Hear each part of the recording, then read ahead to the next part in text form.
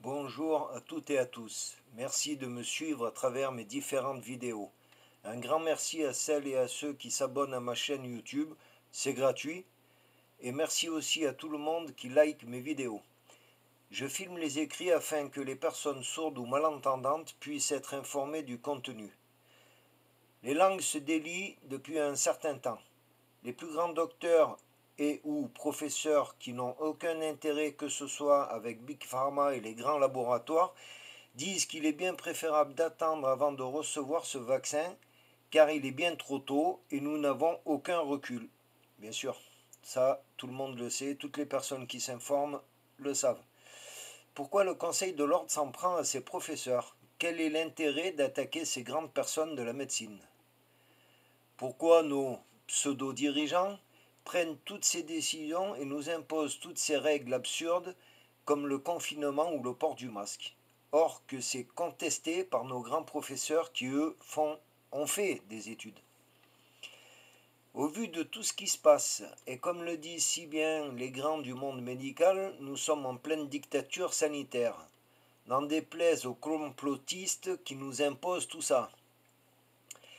Car ne l'oublions surtout pas, il existe bien des remèdes pour guérir ce satané virus, des remèdes médicaux, ainsi que des produits complètement naturels qui préviennent du risque, mais ça on ne vous en parle pas sur les grandes chaînes de télévision. Bizarre quand même, je n'invente rien en disant que le Ravinsara, parmi tant d'autres, aide à combattre la grippe et les virus. Vous pouvez aller sur le site l'indépendant.fr où j'ai relevé l'article. Comment se fait-il que nous attendions encore le vaccin contre le sida et que là, par un extrême miracle, en moins d'un an, on nous affirme qu'ils détiennent le vaccin? Les grands professeurs, eux, affirment que ce n'est pas un vaccin. Il semble qu'il y ait pas mal de risques, notamment celui qu'il y ait de l'aluminium dans ce vaccin, comme dans beaucoup d'autres d'ailleurs, sans compter tous les risques des effets secondaires. Il semblerait même qu'il y ait dans les effets secondaires la mort. Voilà. Avez-vous entendu parler à la télé que la tuberculose revient en France? Je pense pas trop. Pourtant, c'est une maladie très grave et mortelle, comme bien d'autres maladies, comme la grippe qui fait des milliers de morts toutes les années en France. Pourtant, il y a aussi un pseudo-vaccin contre la grippe. Est-il efficace? Ça, Dieu seul le sait.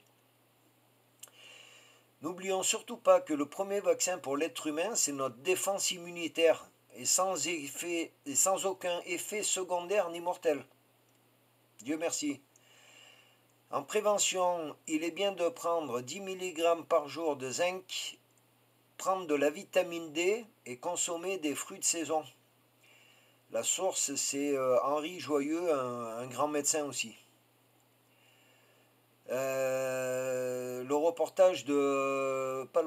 L'interview d'Henri Joyeux, vous pouvez le retrouver sur la page France-Corée, une page Facebook, dont je vous ai mis une capture d'écran, parce qu'il y a plusieurs pages France-Corée, pages ou groupes d'ailleurs. Réfléchissez à tout ça et éliminez cette peur qu'on vous inculque. Car même si ce virus est à prendre au sérieux, n'oublions pas qu'il existe des remèdes pour le combattre, en plus de votre système immunitaire. Si vous aimez la vie, alors réfléchissez à 2 fois avant de recevoir ce pseudo-vaccin.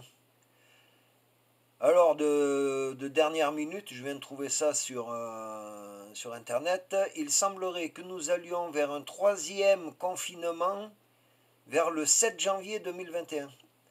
Confinement totalement inutile, car les vrais chiffres montrent bien que la situation n'est pas critique.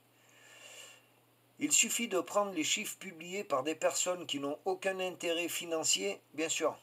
Ouais, vous avez le 3e confinement annoncé par Olivier Véran sur le site de l'internaute.com. Portez-vous bien et à très vite pour une nouvelle vidéo. Pour rappel, à ceux qui ne l'ont pas encore fait, abonnez-vous à ma chaîne YouTube et cliquez sur j'aime. Je vous remercie et vous dis à très vite.